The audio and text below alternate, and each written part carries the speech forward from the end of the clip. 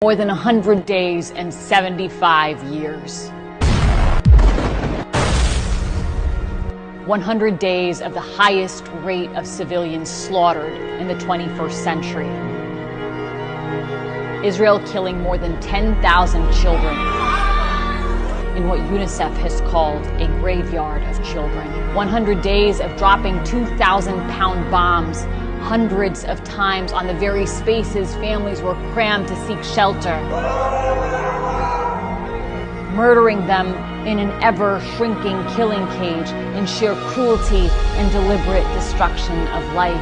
100 days of burning children's flesh down to the bone with illegal white phosphorus, and of destroying 400,000 homes to rubble and forcibly displacing 2 million people, 90% of the population, of bombing 320 schools so children in Gaza have no access to an education, ensuring lost generations, of destroying the healthcare system and decimating nearly every hospital, bombing them with patients in them and systematically targeting 637 doctors and healthcare professionals, an entire class of medicine, while injuring 60,000 so that they succumb to their wounds and die slow, painful deaths.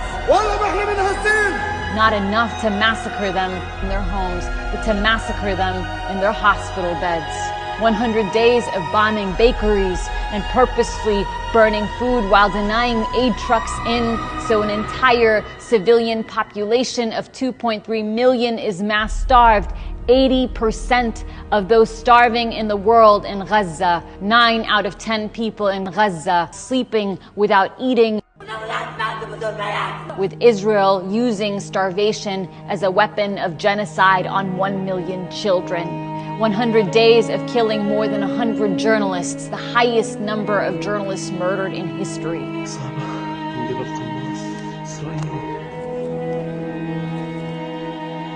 Destroying 169 press offices while banning uncensored foreign journalists in so no one can report the truth from Gaza. 100 days of Israel cutting off telecom and internet services while it burns entire communities alive, killing families in the dark. Only 6 ambulances left to save a population of 2.3 million.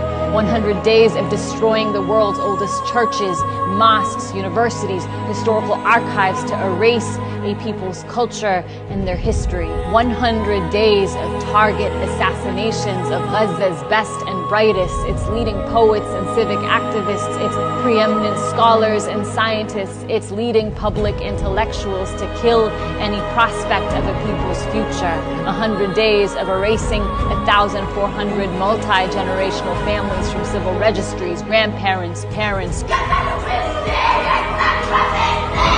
children and babies, sniping at women sheltering in churches, pulverizing cemeteries, raising caskets, desecrating the living and the dead, executing children, holding white flags in cold blood in front of their parents and parents in front of their children, field executions of innocent civilians, stripping them, thrusting their bodies on top of one another like cattle, sexually assaulting the elderly, the disabled, men, women, and children, burning their bodies with lighters, electrocuting them, crushing their bones. 100 days of forcing thousands of mothers to undergo C-sections without anesthetics, to torture the living to death.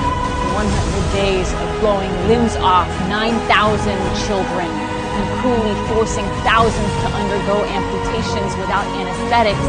100 days of orphaning 25,000, creating a generation of traumatized children without parents.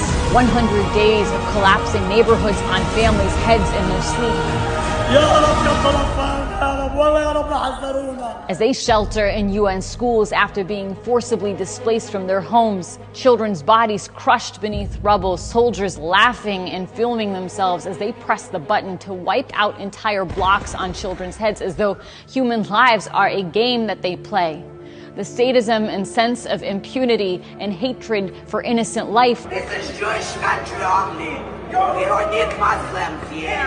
like, knowing no likeness in our lifetime. 100 days of them telling the world what they are doing in horrifying language, followed by action at the highest levels and across society. Language that we heard in the worst horrors of human history, speaking of annihilating a people and of human animals. And that is why the world is marching with Palestine, because it's impossible to know the truth as a human being of conscience and to uphold this for human life.